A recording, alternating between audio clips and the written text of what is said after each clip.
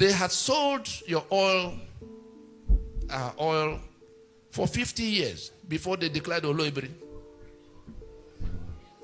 All the story you hear about Oloibiri, false. This oil was used in the First World War, in the Second World War. Undeclared. It was property of the, Nigeria was their colony, was their property. So you couldn't go quarreling with them for whatever they did. But in pretending that it was not so, clearing out the history books, I've had the misfortune of meeting with governors from the place and senators who did not know that this was the case. They believed Oloibiri with all their heart until I confronted them with the documents in our possession. And they went cold, ashamed, because they were gray-haired men who were supposed to be telling their grandchildren. They did not know. And this pretense, you remember Willings Commission, 1957-58? Willings Commission did not deal with only the Niger Delta. It was minorities. I'm going to bring out 3 things from there so that we can move on to how we landed on the constitution we have on the table now and what we could do to wriggle out of it, except we want to submit to be killed, because that's what is coming our way. If we don't do something to stop them, what they are doing right now is what ISIS set out to do with Syria and Iraq. ISIS operated from the flanks. They are operating from the government house of Nigeria. When you hear Danjuma come out to shout that it's ethnic cleansing, you think Danjuma was joking? Ethnic cleansing means so that there will be no future claim. They wipe you out, resettle their own people there. If you come in 2 years or 3 years, you won't believe anybody else was there before. Go and find out what has happened in Southern Kaduna. Not only do they dislocate and dislodge, eliminate and dislodge whole communities, they bring their own people from Mali. You remember when El Rufai talked about going to settle those who are killing his own people in 14 different countries? So, as you find these tiles on the ground here, these tiles you see, that's how they have mapped out Nigeria to the Atlantic waterfront. And they're taking it in. They are done with the green part, you see. They are in this purple belt, the one you call the middle belt. And the mission is to do away with them. Some of them have been renamed Emirates already. Is that not the case? Now, so that we can keep the trajectory, the next thing you find on that, when independence, was coming, and the independence didn't fall from the sky. The independence was where people from that southern part began to resist them, to say, look, you can't continue to govern us here. All of those who fought them, can you remember anybody from the north who was part of the fight? Enohoro, Mokugokoye, Awolowo, Osita Aguna, name them. They were all from the south. And these guys now, the British now decided to, independence, yes, you will get. But your situation will be worse than it was when we were here. And what they packaged as independence in 1960 was a bogus thing. Go back to the first map.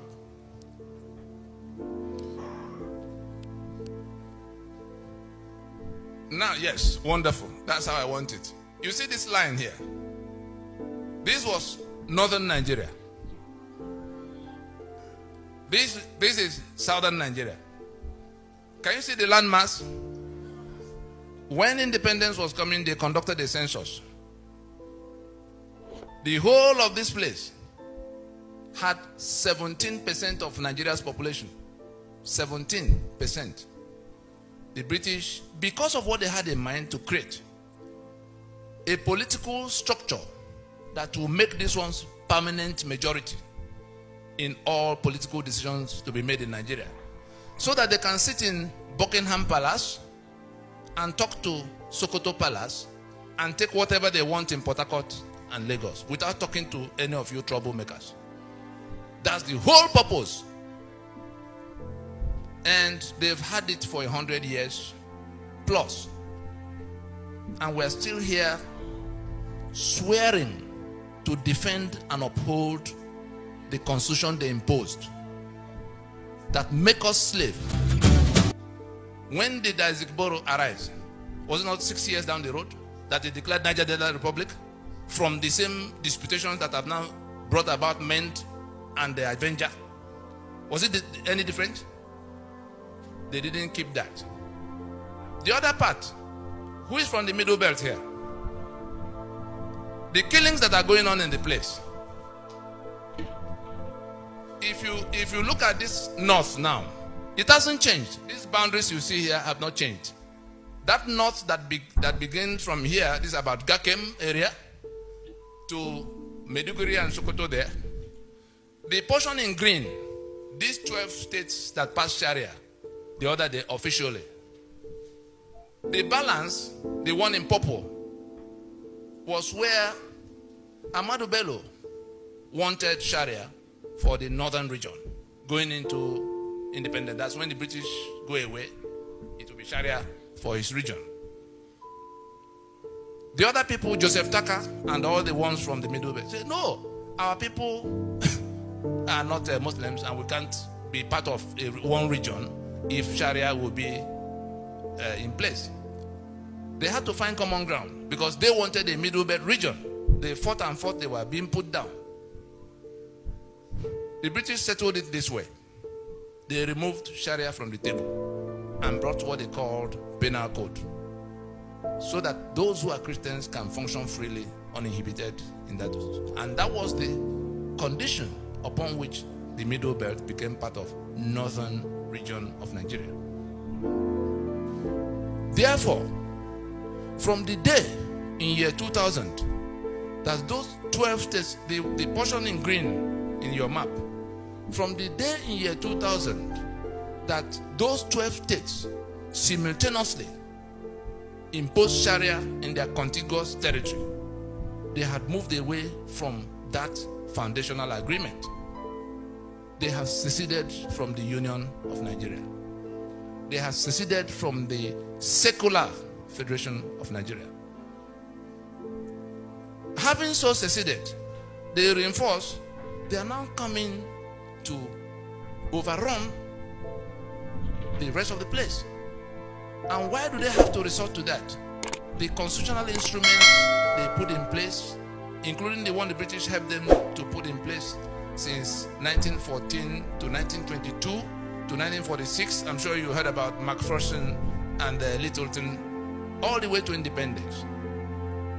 That became 63, which collapsed in 66. I'm now landing in the one that is on the table, and what we must do, which if we don't do, we will pay in blood. If we don't do, we will pay in blood. It doesn't matter what the noise elsewhere is. When it came for the British to go, and they were asking those territories they had governed for over 70 years at the time, how do you guys continue when we go? They had governed them as 3 different countries. Nobody knew what they were doing in the north. Nobody knew what they were doing in the east or the west. Gradually, the meetings that began to bring them together started happening towards the 50s. By the time we came to 53, Enohoro moved the motion for independence because they thought they had come to where they could become independent. Somebody, the northern delegates opposed it and defeated it. What was their reason? They said, oh, we cannot go from British colonialism, that we're backward. We're not yet in a position to compete with you. So if we go to independence now, the British will step away, you step into their shoes, then we remain where we are. When you can go your own. The British wanted, the British didn't tell anybody why they wanted the Union to be. Remember that before then, Ahmadu Bello had cause to lament that this was the mistake of 1914, that Nigeria was a mistake of 1914. And not long after, Awolowo also had reason to say that this geographical expression, no, the ones who were building Nigeria did not believe in it up till that point. At what point did it now become something that has become non-negotiable, sacrosanct, indivisible? Because they've managed to impose, constitutional models away from what was agreed. Because by the time they were getting ready, they had to make themselves constitutions, as like you have Germany and France and Portugal going into European Union. All the negotiations of what they will do for themselves and what they will allow the European Union authorities to do for them. The federal government is supposed to be a union office for independent units. And that was how they came. Yes, that's how they came to where they became one country, to have accepted that level of autonomy. And it was Ahmadu Bello that made that demand. In all, by 1966, the 5 constitutions that defined the federation, the coup came, those constitutions were toppled. All those who are talking about restructuring and how it will happen, those constitutions that were toppled defined the Federation of Nigeria. From the moment they were toppled, the Federation of Nigeria ceased to be. The country was still in place. And a rogue federal government emerged. Elements who, wearing the garment of that Nigeria that had died, began to run riot, seizing the assets of all the federating units, which were contributing only 15% of their income, as they agreed to, for the upkeep of the center. The center didn't own anything. So we came from being a federation into this unitarism. And by the time they were going to hand over in 1979, they had found a way to also work out something that became a constitution that was not discussed. And it was that constitution that was not discussed, in which they had created all kinds of structures from the 4 regions they met that were on ground in 1966. We have now 36 states created by decree. So a new majority has emerged. Each of the states have 3 senators at the place. So 704 local government areas, in which Kano alone has 44, and Lagos that had the same 20 local governments with them at the beginning is still keeping 20, whereas Kano had been broken into Kano and Jigawa. Between the two of them, they have 71 local government areas. What are they bringing to the treasury? Nothing. All the money Nigeria has to spend is between the oil money, the port money, and the VAT that is raised here. These people who bring nothing take 72% as of right in the place of sharing. And they're the ones who decide what other people will get, who they give more, who they give less. And in all of this, democracy, let me just refer to the documents you have in one of the documents. You see where we try to define democracy, that we do not have a democracy, because democracy is government of the people, by the people, for the people. In those three legs of definition, government of the people means that you, in exercise of your right to your sovereign right, decide the supreme laws of the land. The constitution we have on the table today did not come from that process. And so we have not decided whether we will live together or how we will live. The second leg is of the people, meaning that only your vote can send people to government house. And when they get to government house, they can only function according to that constitution you already made. Do we have that? The third leg, for the people, meaning that those who wield government powers must do so not only in accordance with what was put in place in the constitution, but for your benefit. The reason we don't have the things that should have been coming to you as citizens is that you have not written the script of what should happen. And so you have in this constitution provisions that exclude responsibility towards you. Section 6, subsection 6C of your constitution absolves government of all responsibilities towards you. They don't owe you any school, they don't owe you any hospital, they don't owe you anything. Anything they do, they are doing out of the milk of human kindness. That is one. You have appropriation provisions. Section 81, section 82 hands over the keys to the treasury to the president. Section 121, 122 hands over the keys to the treasury to the governors. So they don't owe you any obligation. They have the spare key to the treasury. They have immunity in section 308.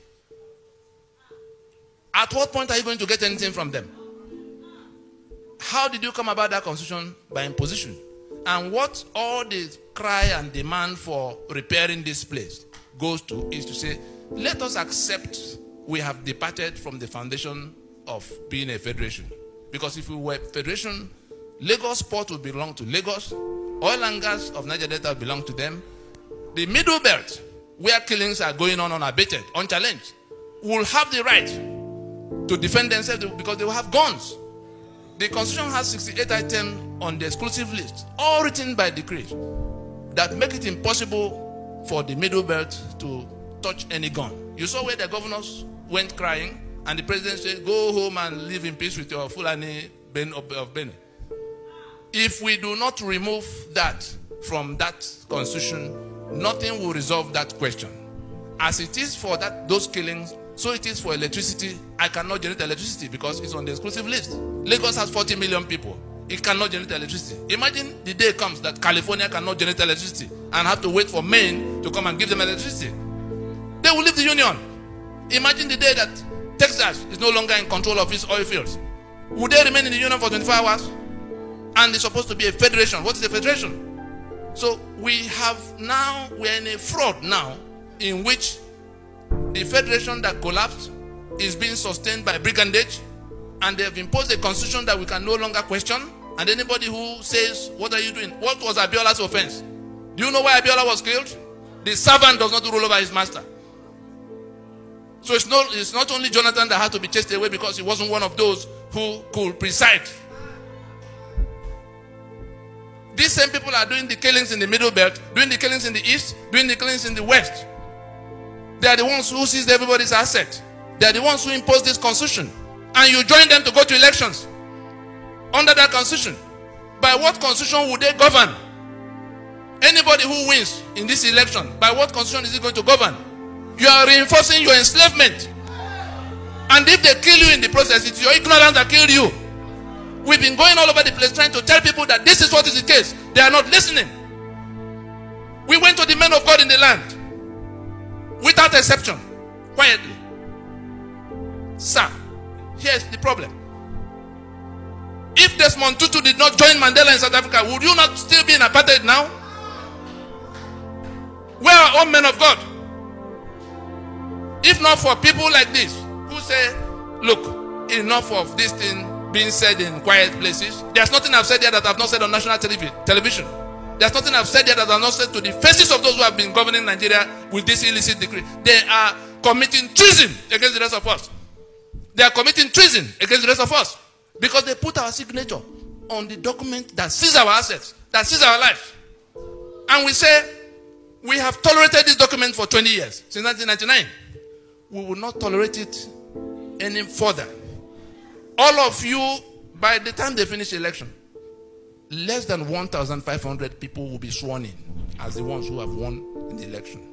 180 million people are in danger. And they have managed to get you to come be on one side or the other. Put your mind the day after the election. The people who win will have to swear to defend and uphold your enslavement. The summary of what we are telling our people now is that processes had been undertaken. The majority, the whole of the South and the Middle Belt, have been told and shown what the problem is. That constitution must go down. Those who are going to contest under it are doing so for their intestines, not on your behalf, whatever they say. If you do not wake up and go to what will work for you, you are not only going to remain in your situation, they will come to where they turn up at your doorstep with their AK-47 on their mission to conquer. Let us leave it there.